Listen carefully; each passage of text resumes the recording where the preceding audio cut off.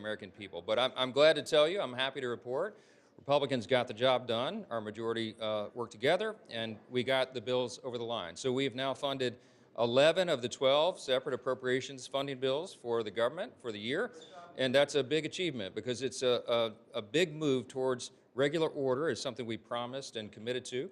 The biggest move towards that in many, many years. Now, the President, the White House, have engaged in good faith with Democrats in the Senate, and they've said they would negotiate on the final bill, the Homeland bill. And you might say, well, now that 96% of the government is funded, it's just 4% what's out there. But it's a very important 4%. Because remember what the Homeland Security bill covers. It's not just Immigration Customs Enforcement. It's not just Customs and Border Patrol. It is TSA. It's the agents who keep us safe in the airports and keep air travel moving. It's the Coast Guard. It's Secret Service. It's FEMA. We're in the middle of winter storms that people are still digging out from. So this is no time to play games with that funding. We hope that they will operate in good faith over the next 10 days as we negotiate this. The President, again, has reached out. We are restoring calm in Minnesota, but again, we make the plea and the demand that the governors and the mayors in these blue states and blue cities participate with federal law enforcement so that we have a safer environment in which to implement and to enforce federal immigration law. It's very, very important, and it's something the American people demand and deserve. So we'll go forward now. We hope that everyone is in good faith. We think the next 2 weeks will be critical, but I hope that they will not keep that funding in suspense because it's too important to the American people. Mr. Speaker, good afternoon. Do you really think that they can work out something in such? Do you really think that they can work out something in such a short time period? That's not much time.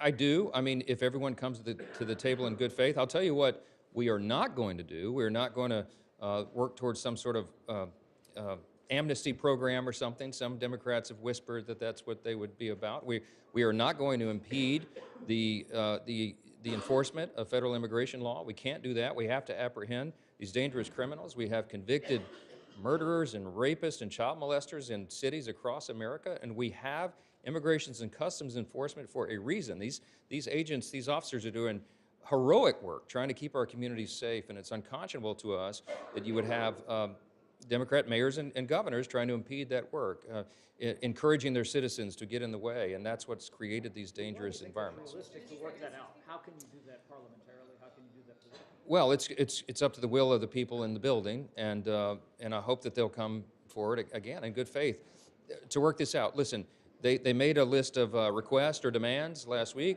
Leader Schumer made that public. And I will tell you that Tom Homan is in charge in Minnesota now, and he's already bringing about many of those changes. They are wanting to make sure that immigration enforcement is done safely and smartly and efficiently, and that's what you're going to get. It's going to be balanced. It's going to be a balanced approach. Of the demands that were made, the requests that were made, many of those are already being implemented. You notice that that they're going to have the body cameras. We put $20 million additional dollars in this legislation that they're holding up right now to pay for more body cameras. But Secretary Noem came out yesterday, as you saw, and announced that this will be the new policy. These are good things. The roving patrols will be modified. There are a lot of things that I think were thoughtful suggestions that would have already been implemented by Mr. Homan and others who are in charge of all this. And so I think we can get to an agreement. I certainly hope that's true. And if they have any intention of trying to keep these other agencies of government closed, it will be a fool's errand. And remember, we did front load the funding for Immigration Customs Enforcement and CBP in the big, beautiful bill. So they have enough funding to go for the next few years. So what they will be tying up if the Democrats choose to close the government is these very essential services for everything else: FEMA, Coast Guard, TSA, and other aspects of national security. So it's a very dangerous game that they're playing. Yes, ma'am. Mr. Speaker.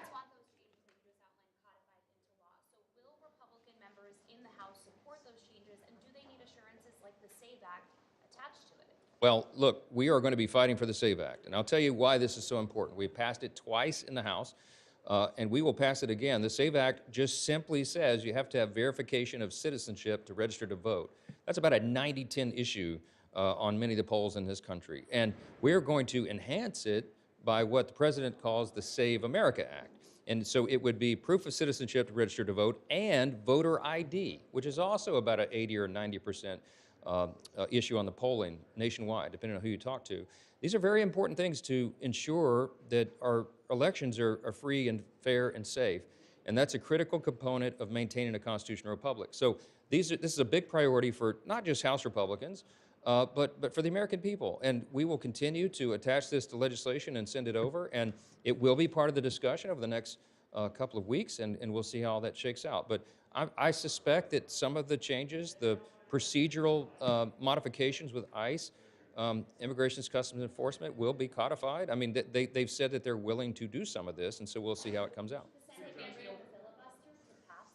I don't think we'll have to get rid of the filibuster to get these things done, and that's certainly our hope. Yes, ma'am. Just to be clear, you're going to attach the SAVE Act to future DHS funding? I'm not going to tell you in advance how those negotiations will go. There's a lot of discussions to be held, but I will tell you what I'm saying to you is that House Republicans have already passed the SAVE Act twice. We did it in the last Congress, did it in this Congress. We will continue to try to advance that because we believe that is critically important to the American people and to our election system. And then just a quick follow-up on elections. The president says that he wants Republicans to nationalize elections. Do you agree with him, and do you have confidence in how elections are conducted right now heading into the midterm?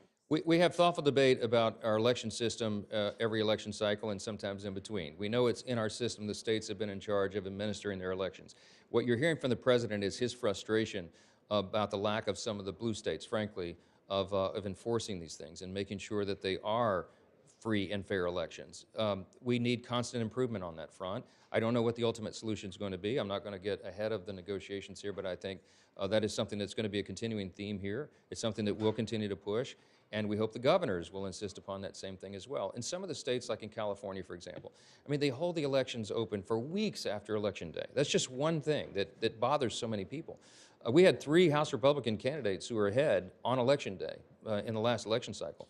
And every time a new tranche of ballots came in, they just magically whittled away until their leads were lost. In no series of ballots that were counted after Election Day were our candidates ahead on any of those counts. It looks on its face to be fraudulent. Can I prove that? No, because it happened so far upstream. But we need more confidence in the American people in the election system, and it's essential. And everybody, no matter what party you're in, should agree with that.